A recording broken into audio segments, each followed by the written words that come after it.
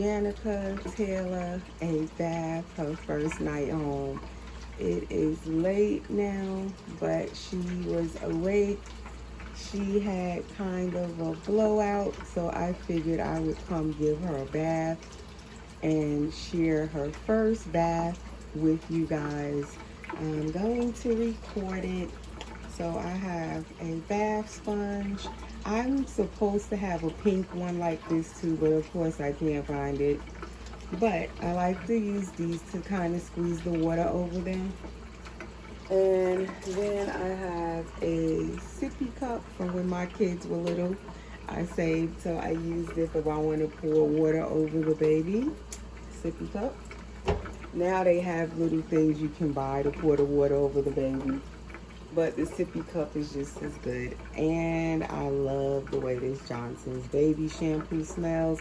I also have the Johnson's Baby wash, but I like the way this smells better. And this actually, if you just rinse a little bit over their hair and then rinse it out, the smell stays in their hair longer to me than the baby wash. And this smells so good to me.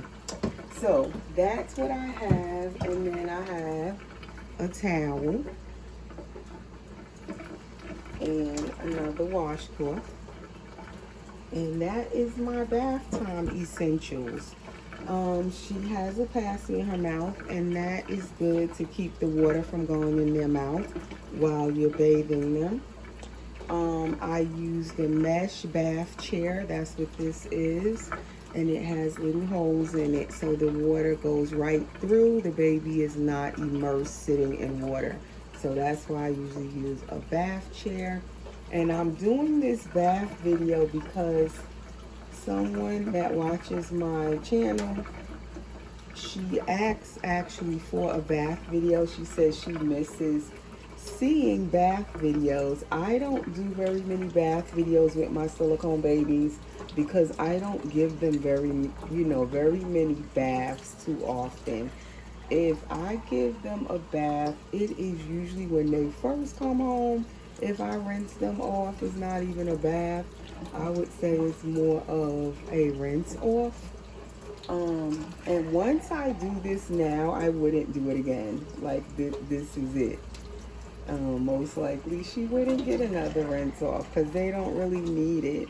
It's just nice sometimes when I get a baby home that first time they come home, and if I buy them off the secondary market, I usually will rinse them. Sometimes I rinse them off camera. I used to always do their first bath or rinse on camera, but in recent years, maybe the past year or two, I don't do as many. Like if I get a baby, I'll just rinse them off or sponge bath them off camera. But I decided to just share her whole first night home routine, bath routine. I don't know if I'm going to dress her in this same video. I might do a separate video and dress her.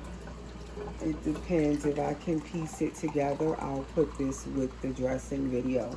If I can't piece it, it depends on the space that I have on my phone, if it'll let me put it together. If not, I'll do a part 1 and part 2 where it'll be a bath video, and then I'll change her into her first pajamas.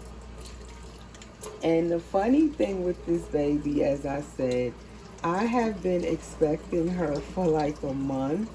I want to say it's been since I knew that I was going to get her.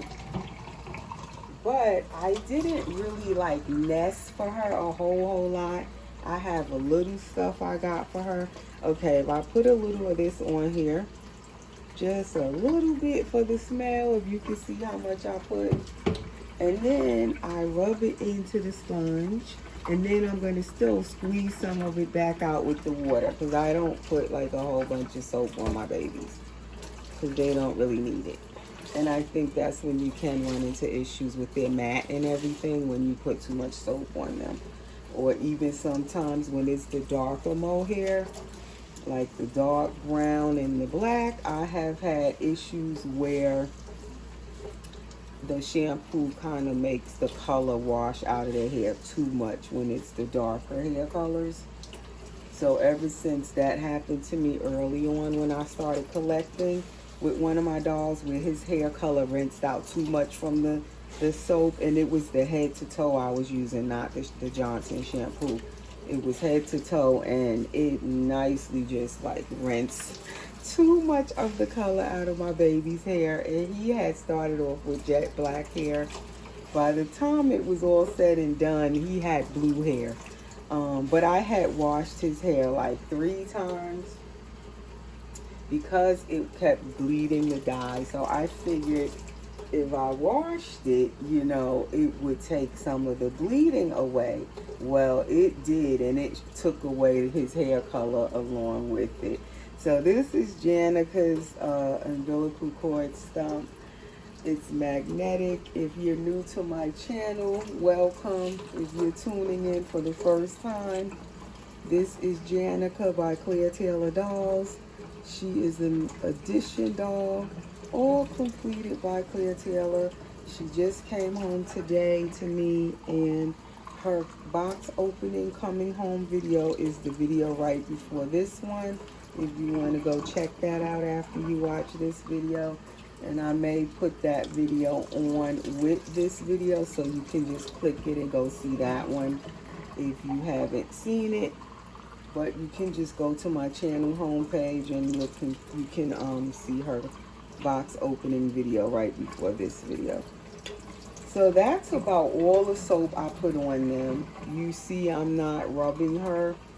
It's pretty much I'm rinsing her. I think that's another thing. People probably rub the dolls too much. And then if you put too much soap in rubbing them, you definitely can run into an issue. So, as you saw, I only put a little bit of shampoo in the sponge.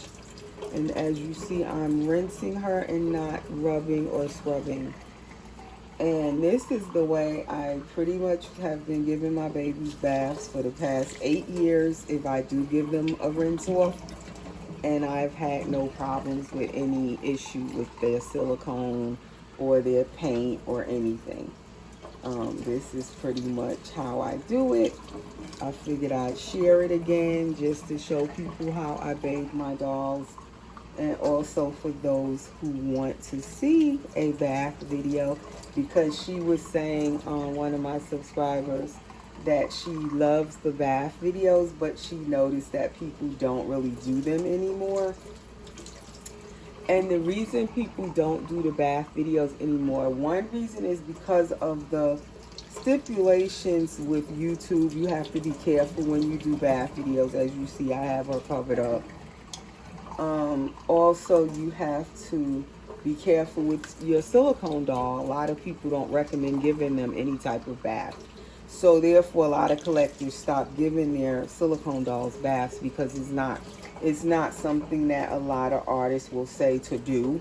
Collectible, this doll is by Collectible Dolls. She says you can rinse them off as long as you're not rubbing or scrubbing them and using all kinds of chemicals and soaps and stuff on them. And so far with her dolls, I haven't had any issues when I've given them a rinse off. Even if she wasn't the one who painted them and say someone else painted it, I haven't really had any issues when I rinse my babies. So she's pretty much done, and so I'm going to continue the video, or I would do like a part 2, like I said, where I will change her into a pajama. So as you see, if you want to dab, not rub their face, you can take the washcloth and just kind of dab if you want to get some of the water off of them. And then I just wrap them in a towel, and then I let them lay and air dry a little bit before I dress them to make sure they're completely dry. So you just kind of dab them like that. And if you want, you can powder them once they're dry. But if they don't need powdering, you don't even have to powder them. It's all up to what your doll needs. You don't need to do unnecessary things if it's not needed. Some people wouldn't even, you know, rinse their baby when it first comes home. So it's basically up to you as the collector what you feel comfortable with doing with your doll. And if you're not sure, you can always ask the artist of your doll, what do they recommend and what's safe. So that is all for this video. We will be back in a few minutes. And she's kind of laying far back because this chair never fits in this sink correctly. But there she is if she's sitting up. So we'll be back. Thanks for watching.